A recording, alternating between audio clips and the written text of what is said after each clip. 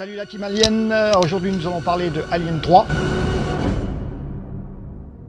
C'est d'ailleurs le seul film à se démarquer de la série par un chiffre, le 3. À ce stade de la chronologie et du traitement de l'histoire, il s'agissait sans doute de la meilleure solution pour distinguer et situer ce volet. Car rappelons quand même que James Cameron, le grand James Cameron, après nous avoir gratifié d'une magnifique démonstration de gadgets sophistiqués, a quand même fini par rayer de la carte la planète LV-426, tirant un trait définitif sur ce qui touchait de près ou de loin aux xénomorphes. L'épave en forme de croissant, le Space Jockey et autres richesses guiguériennes sont partis en fumée à la fin d'Aliens le Retour. Tout cet univers si riche, si singulier et surtout si précieux, eh bien, est parti en fumée à la fin d'Aliens le Retour. Et oui les amis, James Cameron a peut-être réalisé une suite explosive à Alien, mais il a aussi baissé le rideau sur la genèse de la créature la plus étonnante. L'univers d'Alien le 8e passager, encensé, adulé par tous les fans, a été réduit en cendres dans Alien le Retour. C'est bizarre, personne n'a crié au scandale. Donc ne soyons pas étonnés du chemin pris par les autres suites, par le 3, par la suite, Alien Résurrection. Mais on peut dire que cet Alien 3 s'en sort plutôt bien, au vu de l'héritage laissé par James Cameron. Donc ce troisième volet sera réalisé par David Fincher, un autre grand futur réalisateur, qui en plus a dû esquiver ou subir les assauts d'une prod intentinée chiante, voire exigeante. Au point d'ailleurs que David Fincher, aujourd'hui, refute complètement son film, et on peut aisément le comprendre au vu des choix techniques prises par la prod pour ce film. Des choix techniques qui ne se sont pas arrangés au fil des années. On en parlera plus tard. Je dirais simplement que le film est à 80% une belle réussite. Et cette réussite, bien sûr, on la doit à David Fincher. Alors la seconde bonne nouvelle, c'est que H.R. Giger est crédité à nouveau au générique. Ça, c'est bien. Il existe encore des personnes reconnaissantes envers le père du xénomorphe. C'est formidable. Donc bien sûr, H.R. Giger va apporter quelques petits changements à la créature. Du moins la nouvelle créature, qui va être fusionnée avec un chien dans ce film.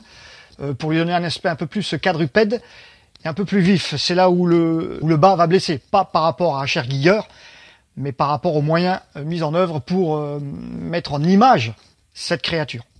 On y reviendra. Place à l'histoire. Donc le récit fait suite aux événements qui se sont passés dans Aliens le Retour.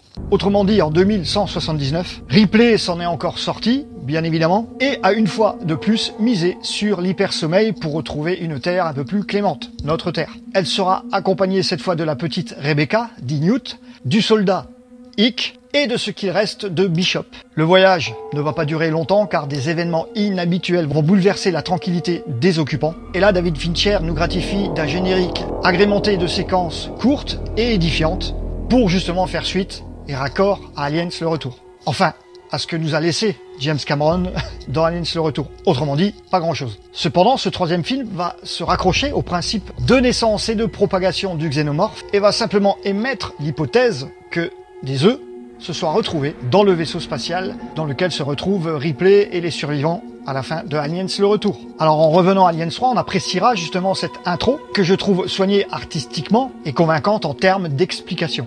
David Fincher ne met pas longtemps à imposer sa signature et nous apporte bien sûr son expérience passée dans le clip, ça se voit. On remarquera aussi l'imagerie très sombre, jaunâtre, particulière et fidèle au réalisateur. Alors ça pourra surprendre au début, même déconcerter, mais on va se faire assez vite à ce visuel assez ténébreux et étouffant. En quelques minutes, Fincher va se connecter au récit et poser des bases clairvoyantes. Il va nous dévoiler la présence d'un xénomorphe dans la navette principale et va suggérer son habile propagation. Il faudra très peu de temps ensuite pour que le module qui renferme Ripley soit catapulté dans l'espace. Il finira sa course accidentellement sur Fiorina 161 et là encore David Fincher continue d'insister sur le ton donné à son image et filme le crash dans un panel de couleurs toujours très sombre et pesant. On a vraiment l'impression d'arriver sur une Terre du début des temps, dénuée de vie et de toute splendeur. D'ailleurs, certains cadrages ou plans nous font vraiment penser à des vignettes de bande dessinée. L'aspect du film est très caractérisé dans ce sens, d'ailleurs. Un nouveau cataclysme est amorcé et l'ambiance installée dès le départ dans le film est digne d'un bon Alien. Il efface radicalement le feu d'artifice exponentiel que James Cameron s'était réjoui d'imposer dans Aliens le Retour et revient à des bases abyssales propres à un bon Alien. Le caractère du film est très prononcé grâce justement à la présentation très appuyée des lieux. On découvre ce qu'est la planète Fiorina 161.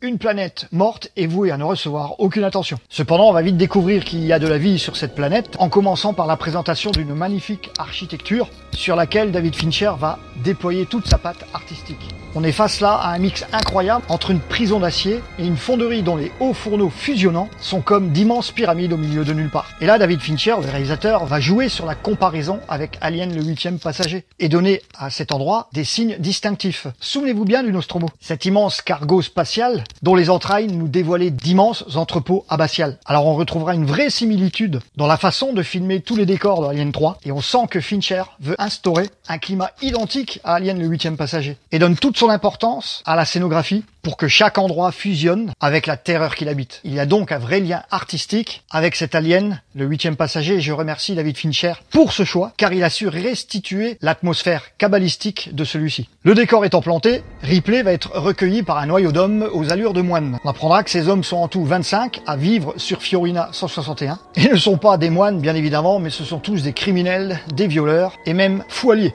Ces condamnés travaillent dans cette fonderie au compte de la compagnie Weyland-Yutani, compagnie extrêmement célèbre, qui est bien sûr au cœur de l'intrigue depuis le début de la saga. Donc cette poignée d'hommes va arriver au module et l'ouvrir, et bien sûr ils vont découvrir un vrai carnage. Car en plus du corps déchiqueté de Bishop, ils vont découvrir le corps de Hick empalé et celui de la petite Rebecca noyée dans son cryotube. Juste après cette découverte, une fois que les hommes ont retiré les cadavres du module ainsi que Ripley, un chien va faire la connaissance d'un facehunger, curieux lui d'un nouveau corps résident. Ce sera d'ailleurs la petite nouveauté pour Alien qui donnera la possibilité de voir ce que peut donner la combinaison un chien avec un facehunger. Ripley donc va se remettre tout doucement et très lentement de son crash. Elle va faire la connaissance de Clemens qui est son médecin, son référent également. Et c'est lui qui va apprendre à Ripley que ses compagnons de route sont tous morts. Ce qui va attrister énormément Ripley qui va exiger de revoir le module en question. Elle pénétrera dans ce module et va remarquer une trace suspecte justement sur le cryotube de Newt. Et là elle va exiger par la suite une autopsie sur le corps de Newt, prétextant une suspicion de choléra. Ça passe un peu mieux. Nous, on sait bien sûr que cette opération a juste un seul but, c'est de vérifier si Newt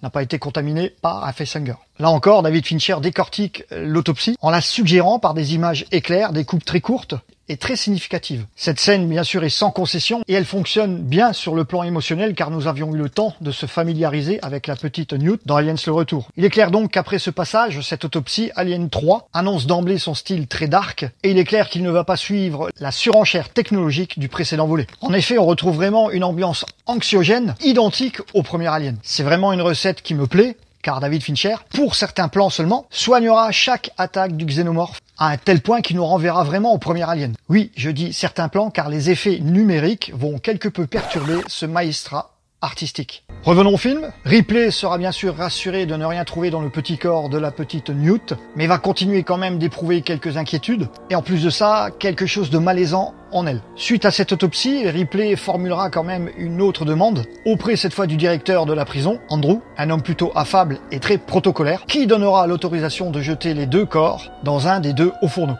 La cérémonie sera conduite par Andrews, pour commencer, et elle sera vite rattrapée par Dylan, un homme plutôt robuste, très croyant, se disant même le père spirituel de tous les autres condamnés. C'est d'ailleurs par cet homme que le film aura un ton très religieux. C'est pourquoi le réalisateur se servira de la splendeur architecturale et monumentale pour justement encenser cet effet cathédral. Alors que d'un côté on brûle les morts, de l'autre on fait naître le mal. La naissance en question, bien sûr on le sait maintenant, se fera par le biais d'un chien qui se retrouve bien malgré lui la victime du mal absolu. L'endroit est clos, seul les râles du chien annoncent l'arrivée du bébé alien. À ce moment-là, le réalisateur soigne les ellipses artistiques pour passer d'un endroit à l'autre, afin justement de marquer le contraste de vie et de mort.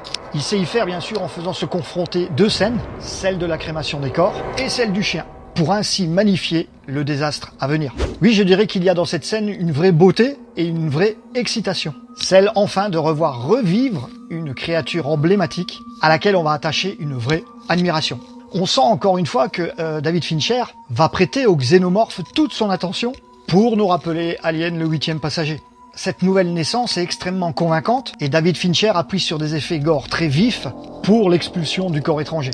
La combinaison avec un chien va nous dévoiler une nouvelle version du xénomorphe, quadrupède cette fois et très vif, ce qui va bien sûr permettre de prévoir des scènes hautement rythmées pour un final dédié à une chasse à l'homme plutôt bien orchestrée. Alors des scènes bien sûr surenchéries par l'arrivée du numérique, ce sera bien sûr la nouveauté dans Alien 3 et aussi un sérieux cas à débattre. Mais j'y reviendrai. Les hostilités sont posées et on peut continuer d'aller un peu plus loin dans les présentations. Ripley donc va être confrontée à ce panel de criminels et surtout elle va devoir se faire accepter au sein de leur fratrie. Car tous ces hommes en totale roue libre sont tous unis par la même foi et par le respect d'un culte religieux parfaitement entretenu par Dylan. Clemens d'ailleurs va conseiller à Ripley de se raser le crâne pour justement ne pas provoquer tous ces hommes à fleur de peau. Ce nouveau look va placer Ripley au rang des détenus et va également transformer les traits de son visage, qui gagnera, on le verra par la suite, en fatigue tout au long du récit. Elle va faire aussi la connaissance du bras droit d'Andrew. Il s'agit d'Aaron, un mec assez bas de niveau et très imprécis dans ses responsabilités, je dirais. D'ailleurs, puisqu'on est dans les présentations, signalons que Alien 3 sera justement enrichi d'un panel de personnages multiples qui finiront tous pour la plupart avec la tête en steak tartare. En tout cas, toutes ces présentations vont laisser suffisamment de temps à notre bébé xénomorphe pour atteindre une taille honorable, celle d'un xénomorphe de presque 2 mètres. Croissance accélérée oblige. Alors enfin, il va y avoir un premier cas de mort avec un détenu, et là aussi, je trouve que la scène sera très représentative d'un alien le 8e passager. Créature tapie dans l'ombre, apparition furtive, attaque précise avec effet gore garanti. David Fincher rend un vibrant hommage à Alien le 8e passager en filmant justement la créature sans trop en montrer. Et joue aussi sur les tons de lumière, ici à forte dominance jaune-orangé, pour parfaire justement à l'atmosphère de cette fonderie. Dans Alien 3, le ton n'est plus glacial, il est plutôt brûlant et étouffant. Donc voilà, après avoir pactisé très intimement avec Clemens, Ripley va avoir ses premières sueurs froides quand elle va apprendre justement cet accident, et les causes sont pour elle très douteuses et lui rappellent forcément trop de choses. Donc elle va finir par interroger ce qu'il reste de Bishop, puisque Bishop avait été conservé, mis aux ordures, et en l'écoutant, elle va vite comprendre que son idylle avec le xénomorphe n'est pas terminée. Sur d'elle, Ripley va en référer bien sûr à Andrew, le responsable, qui va simplement lui annoncer de manière très pragmatique que cette prison ne possède aucune arme de défense, et de toute manière ne possède aucun moyen de défense contre un tel animal. De girl power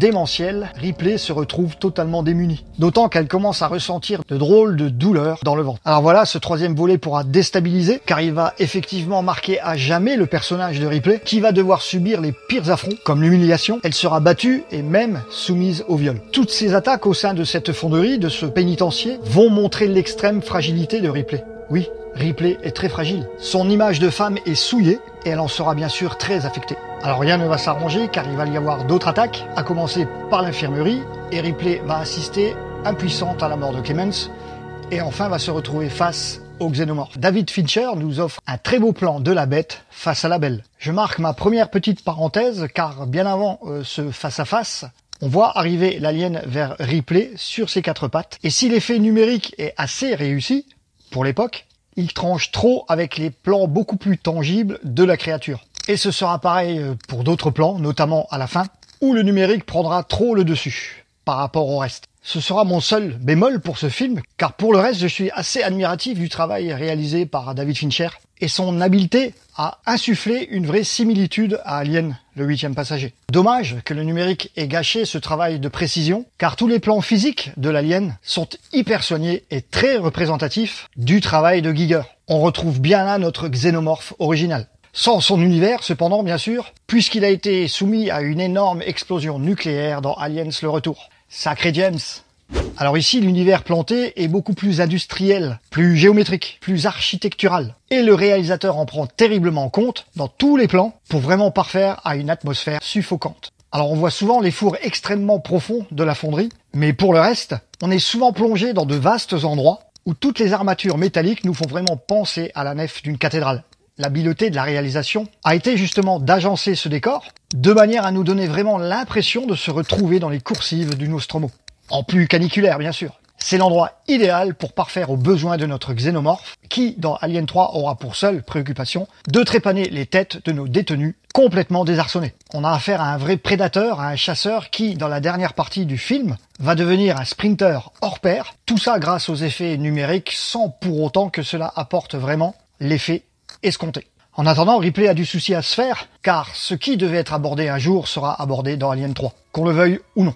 Ripley va découvrir qu'un xénomorphe est en train de germer dans son corps, et il y a de fortes chances que ce soit une reine, sans doute pour coller Alien le Retour. À partir de là, tous les enjeux sont tout autres, car Ripley connaît l'issue qui la concerne, mais aussi elle sait que cette planète sera à long terme le bastion des aliens. Et rien ne va s'arranger car un signal émanant de l'espace annonce l'arrivée d'un vaisseau secours qui insiste bien sur le fait qu'il faut absolument préserver Ripley. Il y a du Weyland là-dessous. Ripley, comme à son habitude, reprend les commandes malgré la fatigue et les nombreux tiraillements dans le ventre. Il faut faire absolument au plus vite car le temps est compté entre l'arrivée du vaisseau et les nombreuses tueries liées aux Xénos.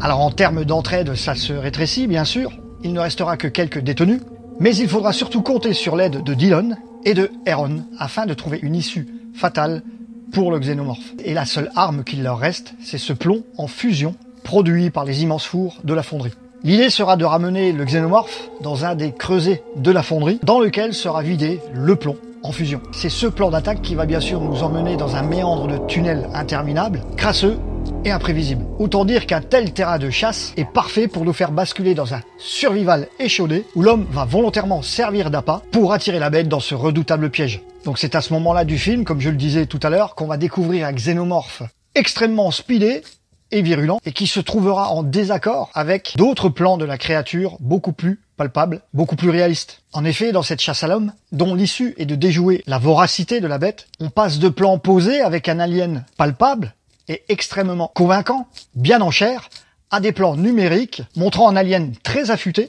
au déplacement très fluide et vif. C'est un drôle de compromis visuel qui donne vraiment l'impression d'avoir affaire à deux aliens et non une, tellement la différence est énorme. C'est vraiment dommage car cette chasse aux xénomorphes à travers ces tunnels aurait pu être gérée autrement qu'avec des effets numériques, surtout avec le savoir-faire de David Fincher.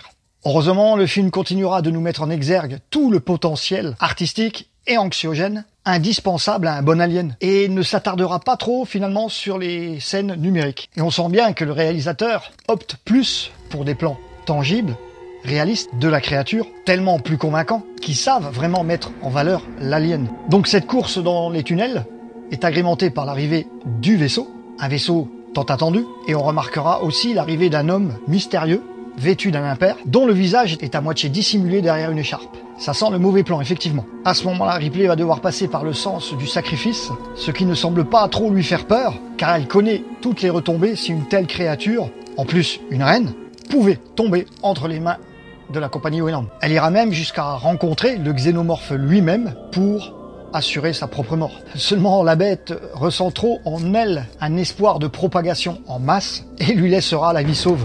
Alors elle s'en retournera vers Dillon, qui voudra bien lui régler ses comptes, mais seulement après s'être débarrassé du xénomorphe. Donc le film se termine avec des tas d'enjeux, assortis de tueries spectaculaires et rythmées, jusqu'à son final où les attentes de certains aboutissent dans un déluge de vapeur. On va découvrir la vraie identité de l'homme en impair, qui n'est autre que Bishop.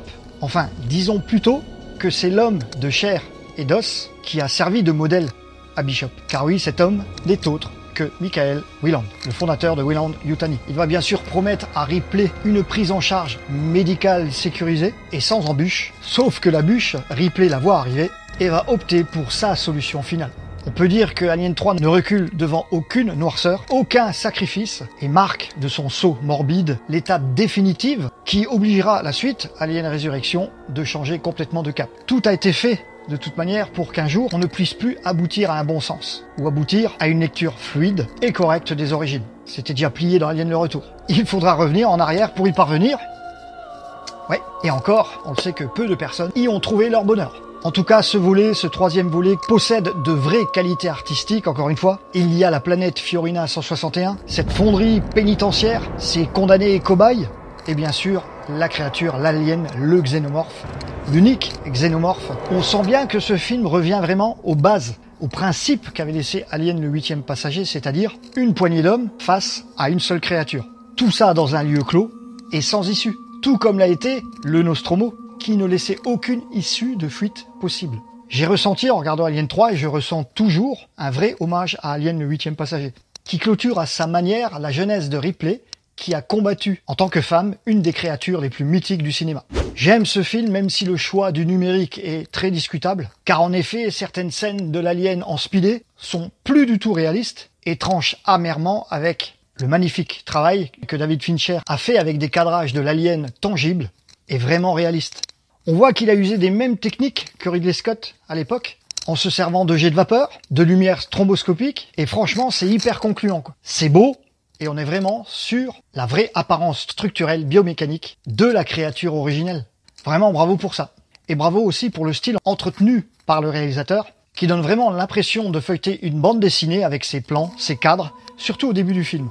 C'est un Alien, une fois de plus, qui est passé entre les mains d'un très bon réalisateur. Enfin, il était vraiment à ses débuts. À cette époque, c'était même un de ses premiers films, Alien 3. Et on sentait déjà vraiment un talent vraiment reconnu. On aime ou on n'aime pas. Moi, je valide vraiment car son atmosphère glauque est très appuyée, sa noirceur est insistante et ses personnages ont de vraies gueules. Ils sont vraiment typés pour rentrer dans le moule de cet alien caniculaire. Donc je valide, je dis ouais, bravo. L'atmosphère, les personnages, leur histoire, l'alien face aux hommes, les hommes face à l'alien, Ripley face à son destin, face à son sort. Il fallait bien que ça arrive un jour. Je pense que l'issue de Ripley, la fin de sa carrière, si je peux dire entre guillemets, ne pouvait pas se faire sans le xénomorphe. Donc c'est un film indispensable. L'avantage, c'est que c'est vraiment agrémenté par la patte du réalisateur. Encore une fois, comme l'avait fait Ridley Scott, on a quelque chose de vraiment artistique, une atmosphère, des effets de qualité, hormis les effets numériques. Ils ont mal vieilli, certains, faut le reconnaître. Là aussi, faut savoir qu'Alien 3 a une version longue, donc j'y viendrai dans ma vidéo consacrée aux versions longues d'Alien. Et vraiment, il y a des trucs très intéressants dans la version longue d'Alien 3. Est-ce qu'on aura le droit un jour à la vraie version de David Fincher? Je ne sais pas, je doute, parce que comme je vous l'ai dit, il a renié le film. Hein, donc ça veut dire qu'il y a eu vraiment des gros déboires, quoi. C'est toujours pareil, quand on ne laisse pas un réalisateur faire vraiment ce qu'il a envie de faire, bien voilà, ça donne des choses des fois incorrectes, imparfaites, mais heureusement c'est rehaussé par la patte du réalisateur. Voilà, j'en ai fini avec Alien 3, il reste à parler d'Alien Résurrection, et ensuite on va partir dans un autre sens. Alors, je sais pas si je vais d'abord parler, des deux autres, vous savez, les trucs qu'on a fait à côté là, les VS là. Donc on va parler des VS, et ensuite je finirai avec Prometheus Alien Covenant qui revient en arrière, bien évidemment. Allez, je vous souhaite un bon extrait d'Alien 3 et je vous dis à très vite pour Alien Résurrection. On va un peu se marrer là. Bye. This is Rumor Control, here are the facts. As some of you know, a 337 model EEV crash landed here at 0600 on the morning watch. There was one survivor, 2 dead, and a droid that was hopelessly smashed beyond repair. The survivor is a woman.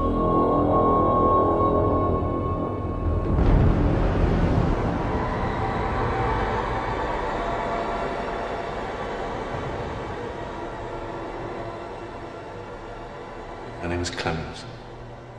I'm the chief medical officer here. Fury 161. It's one of Weyland-Yutani's backwater work prisons. Oh, How did I get here? You crash landed in an EEP. With 25 prisoners in this facility. All double white chromos. All thieves, rapists, murderers, child molesters. All scum. Just because they've taken on religion doesn't make them any less dangerous.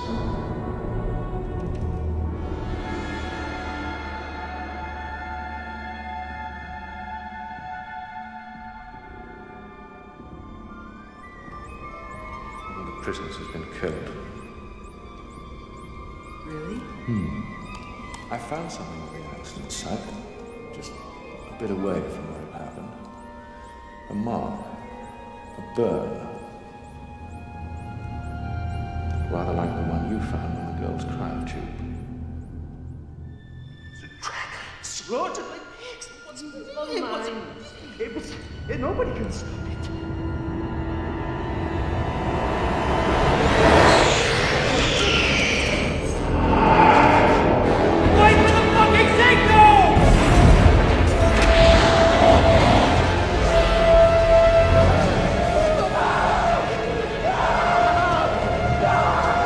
Nothing much works here. Dawn B7, safe! You have more weapons, is that correct? Right! You're 3? So what are we doing? Improvising! And they're gonna take us home. They're not gonna take us home. What makes you think they're gonna care about a bunch of lifers who found God at the ass end of space? And we got problems. Channel We stand together! They just want the beast. You know that. That is crazy! Because they won't kill it. They might kill you just for having seen it. They're not gonna kill it. That is horseshit! They will not kill us! In an insane world, a sane man must appear insane.